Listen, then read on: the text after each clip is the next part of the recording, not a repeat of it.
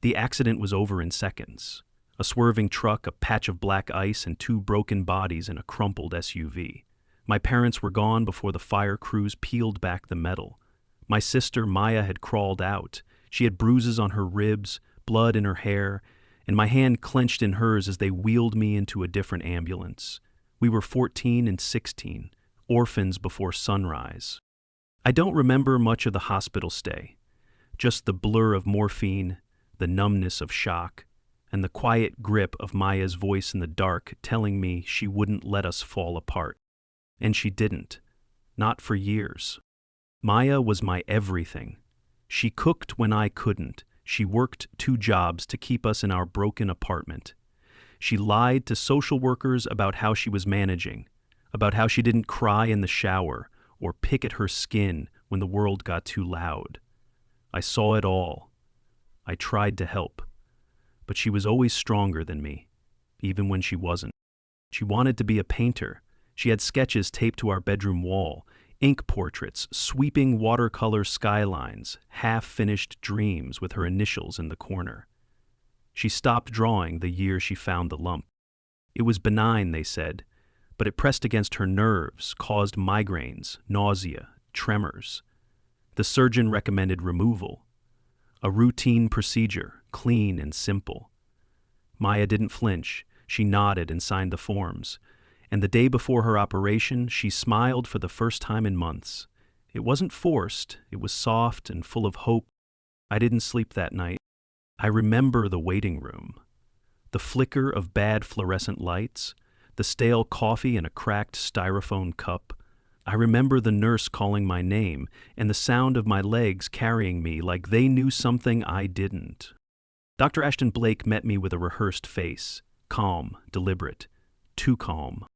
There were complications, he said. Her heart stopped near the end of the procedure. We did everything we could. He let the words hang, like they were meant to settle rather than shatter. I nodded, because that's what grief does. It obeys. It bows and takes what it's given. But later, when I signed the release forms and asked for her file, something didn't sit right. I wasn't a doctor, not then. I was barely 20. A dropout working nights at a grocery store. But I could read. I could look at vitals, compare timestamps, note the delay between the first sign of trouble and the moment they called the code. 6 minutes. 6 minutes she lay there, bleeding out from a minor artery nick, her heart rate dipping, her oxygen dropping. 6 minutes before anyone noticed. And by then it was too late. I brought it up with the hospital liaison. They sent me a carefully worded letter and a sympathy basket. I asked again. They told me complications were common, that medicine wasn't perfect, that maybe, just maybe, I was looking for someone to blame. But I knew. Blake had missed something. Maybe he was distracted. Maybe he was tired. Or maybe, and this is what kept me up at night, he saw the sign and ignored it. Because young women bleed sometimes. Because complications happen. Because her life wasn't worth the extra minute it took to double-check. He didn't kill her with a scalpel. He killed her with silence. And the world moved on. They held a ceremony 6 months later. Blake was given a hospital commendation for surgical excellence. I saw his photo in the newsletter. That smug, clean-shaven face, that modest smile, like he was someone who carried lives instead of dropping them. I didn't scream. I didn't protest. I just walked away. And then I disappeared. Over the next 7 years, I became someone else. I legally changed my name from Thomas Keene to Elias Ward. I went back to school, nights and weekends, pre-med, then medical school. I worked as an orderly in one hospital while interning at another. I ate ramen 5 nights a week and lived in a shoebox, all while collecting every published paper Blake ever wrote. I memorized his habits, his techniques, his soft-spoken manner. I studied the type of man who could fail a girl like Maya and keep his hands clean. I applied for residency at Rosebridge Medical Center under a different name, with different eyes. My interview with the board was short. My references were pristine. They saw a quiet, competent young man hungry to learn. And Blake didn't recognize me. He walked right past me in the surgical lounge. He shook my hand in the break room and offered small talk about his newest article. He even once asked me to assist on a gallbladder case, not realizing that the hands tying his instruments were the same ones that had buried my sister in a pine box. I didn't say anything. Not at first. Instead, I watched. He wasn't the same man from that article in the newsletter. His hair had thinned, his posture had slouched, his confidence, though intact, had cracks. I began small. A misfiled chart, a blood pressure reading that didn't match, a quiet comment about a misdiagnosis he didn't make. Each mistake was subtle, each one correctable, but each one whispered into the right ear. Dr. Blake's name began to circulate less with praise and more with quiet caution. Did he miss that murmur? Wasn't that his third post-op infection this quarter? Maybe he's burning out. He didn't notice the shift at first. Surgeons never do. They think hands are all that matter. But a surgeon who hesitates is a surgeon who loses trust. I fed the doubt carefully. An intern misplaced a suture needle, and I hinted that Blake had been the last to use the tray. A resident under his supervision botched a case, and I implied the teaching had been lacking. Always softly. And then one day I watched him step into an oar and pause. His hand shook. Just once. Barely noticeable, but I saw it. The tremor of a man not sure if the silence around him was still admiration or judgment. It was the beginning. I made sure it wouldn't be the end. The tremor changed everything. I didn't cause it, not directly. It was already there, somewhere deep in his gut, tucked behind the years of unchecked confidence. I just helped it surface, and now that it had, I made sure it never left. He started second-guessing his choices, triple-checking scans, asking for opinions he used to wave off. The surgical board didn't notice it yet, but the staff did. Blake had been their gold standard. Now he was just another aging man with too many notches in his belt and not enough precision left in his fingers. I let it grow naturally, like mold behind clean walls. There was a patient named Victor Langston, 63, cardiac bypass. Straightforward. Blake had done it 100 times. But I had watched him pace the surgical prep bay, looking at the chart like it was written in code. I stood just outside the room, cleaning an IV stand that didn't need cleaning, and waited for him to speak.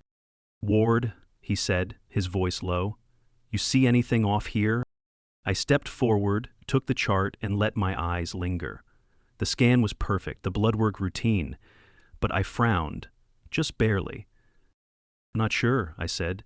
"Looks like a mild abnormality in the echo waveform. Might be artifact, but—" I let the sentence die, let it breathe. He stared at the chart for a full minute before nodding. Called off the surgery, ordered a cardiology consult. The patient was pissed. His family demanded a new doctor. By the time cardio cleared the case and confirmed there was nothing wrong, Blake had been replaced. One tremor, one faked hesitation, one lost procedure. It wasn't enough. But it was a fracture. That night, I sat in my apartment and opened the file I had built over the years. Not the official one, the personal one. A catalog of everything Blake had touched. Surgeries, patients, complaints, a few malpractice whispers buried under layers of legal protection. Nothing damning, nothing loud, but if you read closely, it told a story. One he didn't want told. I started slipping things into the rumor mill. A patient of his from 3 years ago developed complications Blake never documented. Another had complained of nerve damage, but the records had mysteriously gone missing. I didn't need proof, just suggestion.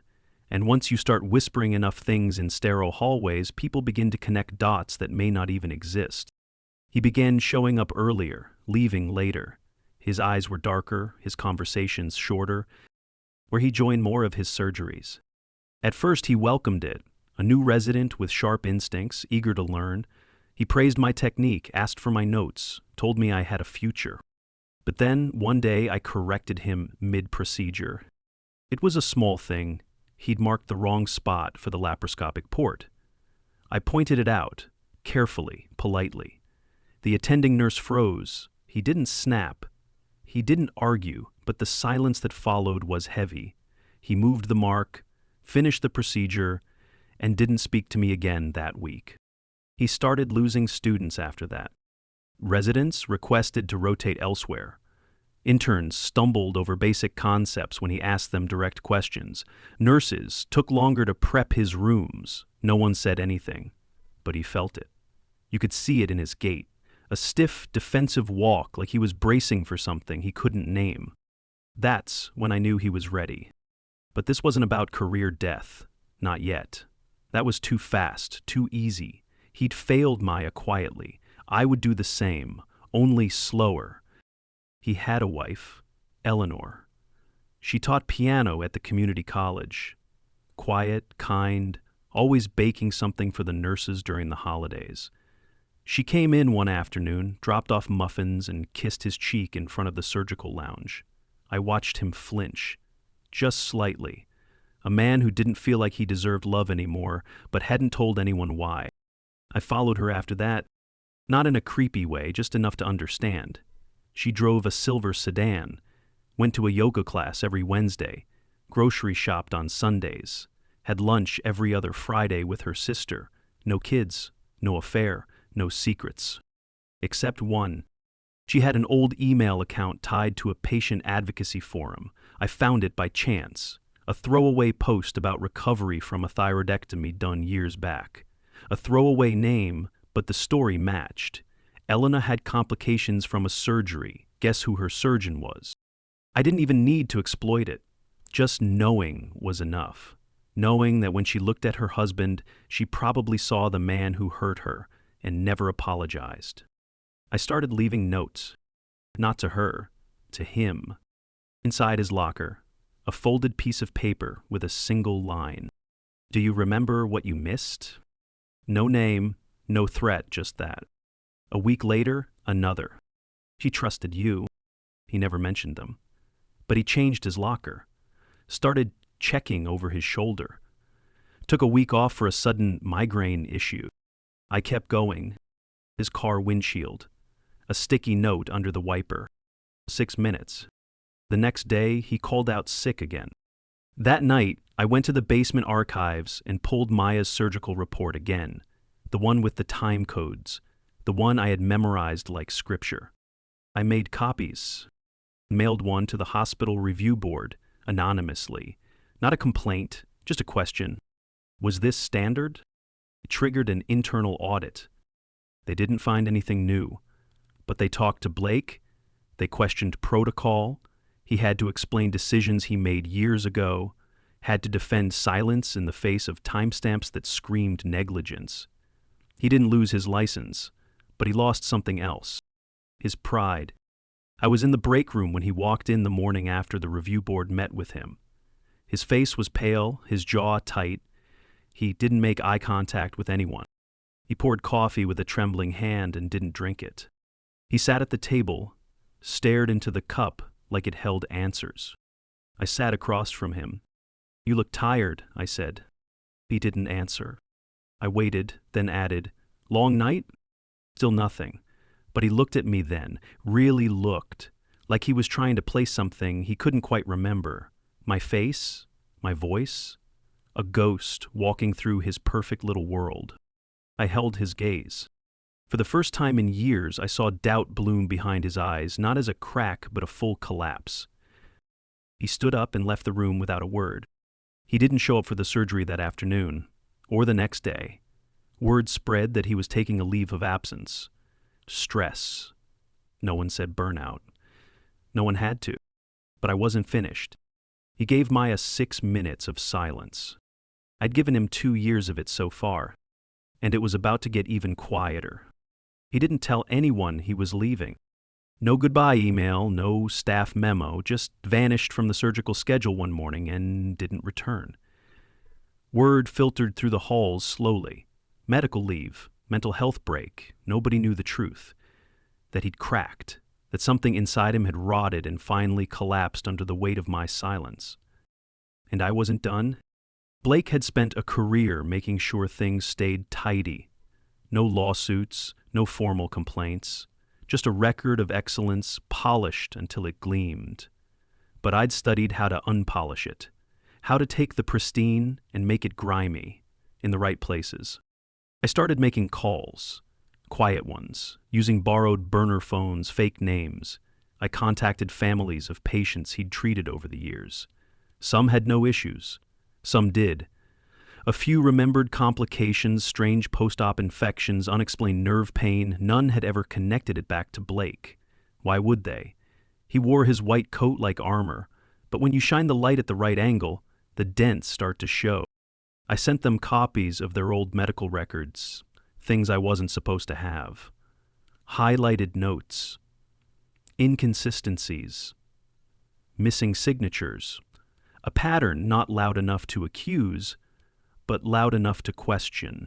Some of them made noise. One woman, her name was Danielle Harper, filed a complaint about a botched hysterectomy. Years old. Her case had been buried by hospital attorneys. But now, with the renewed attention, the board reopened the file. It snowballed from there. By the time Blake returned to the hospital 6 weeks later, the Whisper network had become a murmur. He looked thinner, like his own skeleton had betrayed him. His hair was thinner, too. He wore a blazer instead of scrubs, like he couldn't bear to suit up for the OR anymore. He passed me in the hallway, slower this time. His eyes swept over me again. There was something lingering there now, not suspicion exactly, recognition, but faint, like a dream you almost remember. I smiled. He didn't. He tried to reclaim his routine, sat in on rounds, shadowed a few procedures, but he didn't touch a scalpel, didn't even scrub in. You could see it on the staff's faces. The way they exchanged glances. They didn't respect him anymore. They pitied him. That was worse. I waited another 2 months. Then I sent him the envelope. No return address, no name. Inside was a copy of Maya's autopsy report and a photo of her. It was the one I took the day before her surgery. Her sitting by the window, sunlight spilling on her face, her sketchbook in her lap. She was smiling. Not for the camera, for me. He'd never seen that photo before, but he knew who she was. I know he knew, because 2 nights later, he showed up outside my apartment. It was late. I heard the knock and opened the door to find him standing there, face drawn tight, shoulders hunched against the cold. He didn't speak at first. He just looked at me. "I know you," he said finally. I didn't answer. "You're the brother—" I nodded. He exhaled like he'd been holding that breath for a decade. "You think I killed her?" I didn't move. Didn't blink. "She was stable," he said, "and then she wasn't. There was bleeding. It wasn't expected. We responded as fast as we could." I let him talk, let him choke on the justifications, the clinical vocabulary, the way he hid behind procedure like it absolved him of humanity. "She was 20, I said finally. He flinched. "Jean was 20, and you waited 6 minutes to act." His eyes dropped. "You think I don't relive it?" he asked. "You think I don't see her face every time I close my eyes?" "No," I said. "I think you forgot her. Like she was just another mistake in a file you never read twice." He didn't argue. Just stood there, swallowing nothing, breathing hard. "I don't know what you want from me," he whispered. I stepped closer. "I want you to feel what she felt. The fear, the silence, the betrayal. But I want you to feel it in slow motion, day by day, until there's nothing left of the man who walked out of that operating room and moved on." He looked like he might collapse. Then he turned and walked away. I closed the door. He resigned the following week. The official reason was burnout. Privately, everyone knew. They just didn't say it. His license remained intact, no lawsuits stuck, no criminal charges, but he was done. The hospital scrubbed his name from the newsletter archives. His photo came off the wall of top surgeons. He disappeared, but I knew where he went.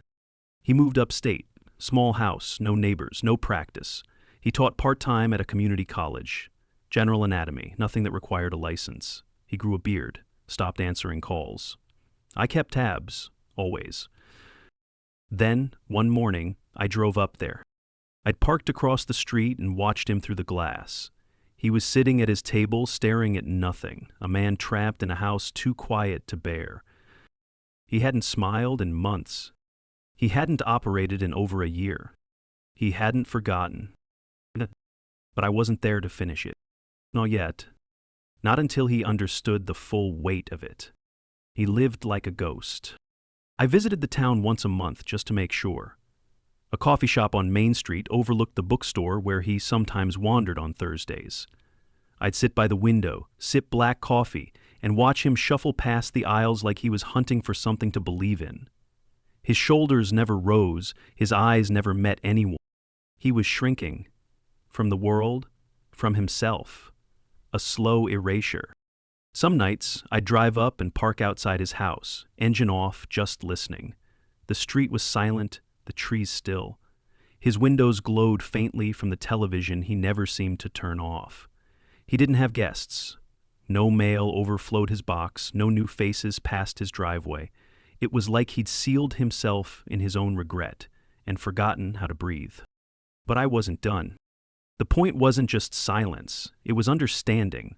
I wanted him to see what it meant to die alone while the world looked the other way, to live in the waiting room of his own life with no one left to call his name. So I gave him someone to talk to. I created a new identity, Daniel Cressman, a retired technician from a different county. I joined the same community center Blake had started visiting for old lectures. Enrolled in a weekend anatomy class. Sat in the second row, always on time, always engaged. He didn't recognize me. Not at first. I spoke little. Let him be the one to ask questions. Let him feel relevant again. Weeks passed. We shared small talk, lectures, a handshake here, a comment there. I made sure to echo his phrasing, repeat things he said as if they were profound. I let him feel like he was teaching me something important. Then, one evening, I asked him about mistakes. The room was emptying. The chalkboard still bore his sketches of the brachial plexus. Ever have a procedure go wrong? I asked. He looked at me for a long time, then sat down next to me and stared at the board. All the time, he said. His voice had changed. Not the smooth, practiced tone I remembered. Rougher, less sure. But there was one, he added, that never left me. He told me about a patient, a young woman, surgery for a benign mass, straightforward. But she coded near the end, bleeding, sudden, too fast. He said he acted as quickly as he could, but something slowed him. A thought, maybe, a misread. He didn't even know anymore. He didn't make it, he said. I stayed quiet. She had a brother. Just a kid. I saw him in the waiting room. He looked at me like I killed God. I turned toward him. Our eyes met. Did you? He didn't answer. Just looked away. That night, he lingered in the parking lot, sitting in his car for almost an hour before driving off. I never returned to that class. Weeks went by. His routine changed. He stopped attending lectures. The bookstore visits ended. His mailbox began to overflow. When I passed the house again, the blinds were shut, the porch light off, the silence deeper than before. It was time. I mailed the final package. No note, no threats, just a single USB drive. On it, a video. Maya's sketchbook, page by page. I'd scanned each one before the hospital claimed her belongings.